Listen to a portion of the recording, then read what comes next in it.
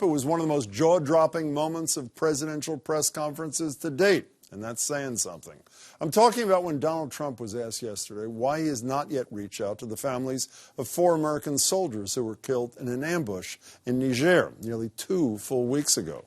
I will, at some point during the period of time, call the parents and the families, because I have done that traditionally. So the traditional way, if you look at President Obama and other presidents, most of them didn't make calls. A lot of them didn't make calls. If Obama didn't make calls, that would be news to a lot of us. But when a reporter asked Trump about it again a few minutes later, here's how he responded. I don't know if he did. President Obama, I think, probably did sometimes, and maybe sometimes he didn't. I don't know. That's what I was told.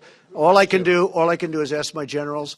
For those of you keeping score at home, so far under that bus Trump's driving is Obama, all of his generals, and the Republicans in Congress, who he went ahead and threw under there as well. That was during yesterday's cabinet meeting. There are some Republicans, frankly, that should be ashamed of themselves. We're not getting the job done.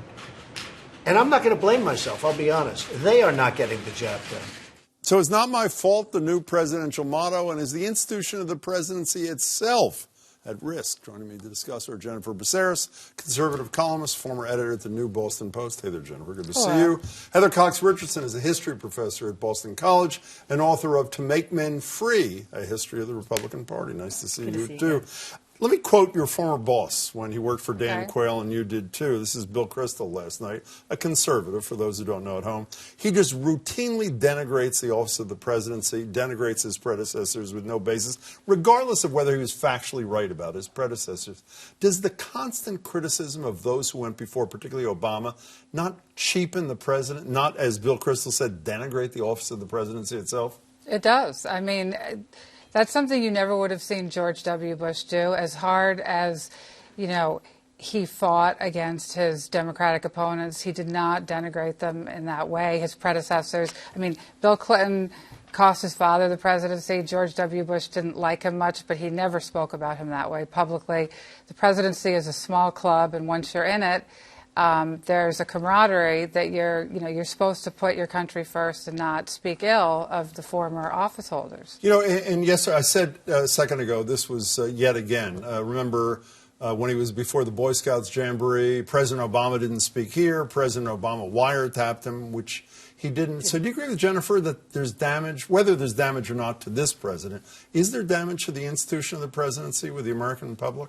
There is, but that's been coming for a while. And yes, I think the way to think about Donald Trump is he's a salesman promoting Donald Trump and nobody else. So you have to take everything he says and assume that he's the only person going to be left standing at the end of the day.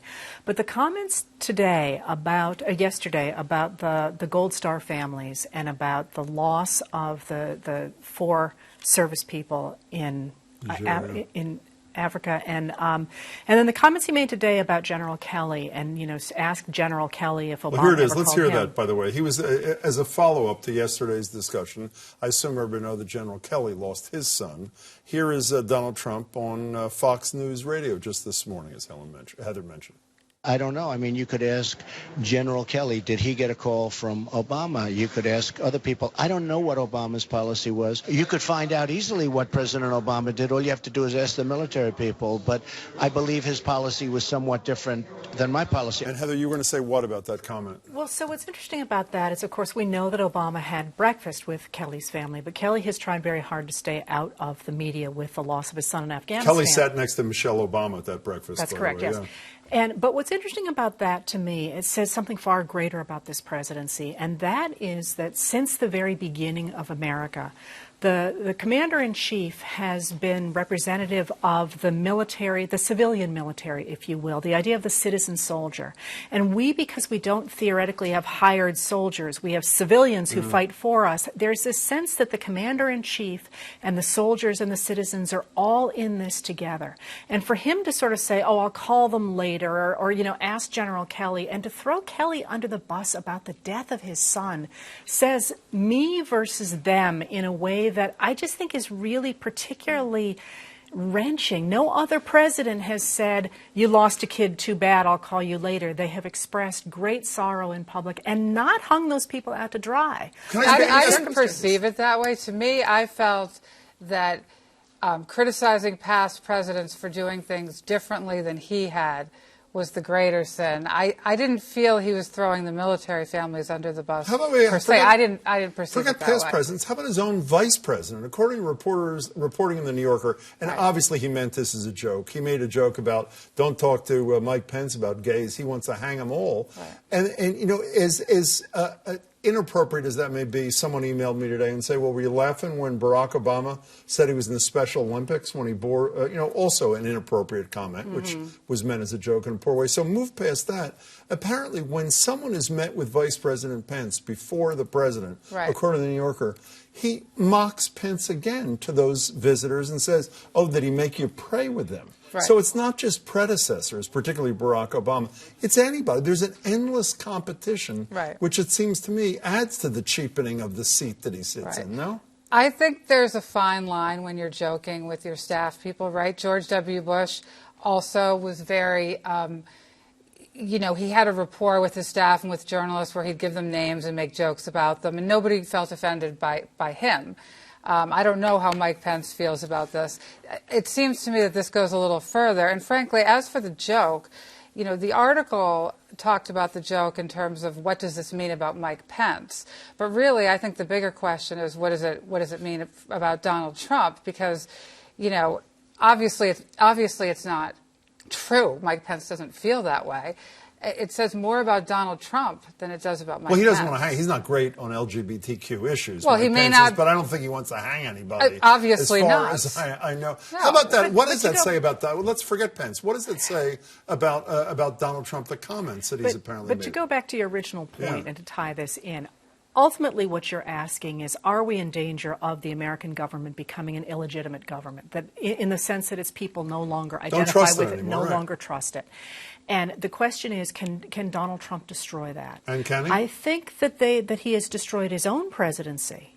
But will people still have faith in a new president that brings people back together?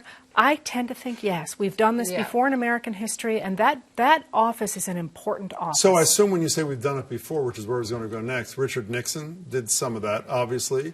Bill Clinton with his allegedly ridiculous consensual relationship with Monica Lewinsky. William McKinley. Mm-hmm. What did he do again, please? I'm sorry, I missed him. That's one that you wouldn't know. But he was a person who used the office really to put money in his own pocket and to put money in the pockets. So it's more resilient. Your point is, as much damage as an individual may do while I was going to say, or he is there, that it's a resilient thing, that as soon as that occupant disappears, the taint disappears? Is that where you're going? Well, there's a number of ways in which the American government needs to reestablish its legitimacy. Gerrymandering is a problem. Voter suppression is a problem. Language is a problem. The people who are in the office right now are a problem.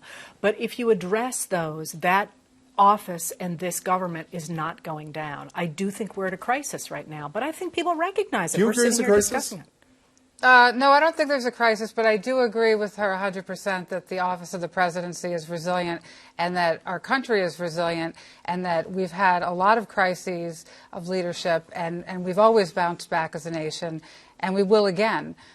See, I think one of the ways that institution stays as solid as it can during a turbulent time is when members of the president's own party have the courage to criticize. And when people like John McCain said what he said, you know, the spurious nationalism without mentioning the name of Donald Trump, I thought doing it in a fairly honorable way. In typical fashion, here's Donald Trump responding to John McCain's comments. Here he is. People have to be careful because at some point I fight back. Yeah. You know, I'm being very nice. I'm being very, very nice. But at some point I fight back and it won't be pretty. So you have one guy, a senator, who pretty much is on his last legs trying to preserve the dignity of this country in the office, and the guy who holds the office saying, hey, watch out, buddy.